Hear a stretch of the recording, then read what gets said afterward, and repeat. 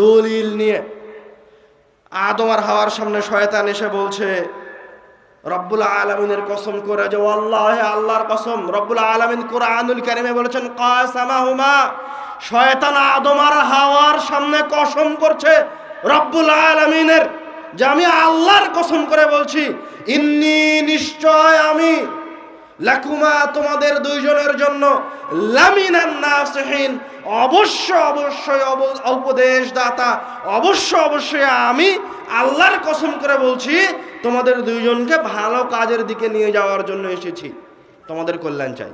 কে বলছে? কে বলছে এই কথা? শয়তান বলছে। কার সামনে বলছে?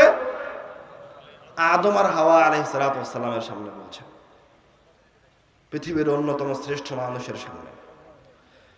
শয়তান এতবার বলল, এত সুন্দর করে বলল, এত ভালোভাবে বলল, আর এত ফজিলত বর্ণনা করলো যে আদম আর হাওয়া আলাইহিস সালাম মনে করলেন বাস্তবে এই ফলের অসংখ্য উপকারিতা আছে, দিয়ে তারা ফল খেয়ে ফেললেন।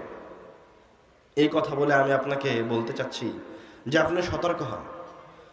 আদম আর হাওয়া আলাইহিস সালাতু ওয়াস সালামকে যদি শয়তান এভাবে ভুল পথে নিয়ে যেতে পারে, তো আপনাকে নিয়ে যেতে পারে না?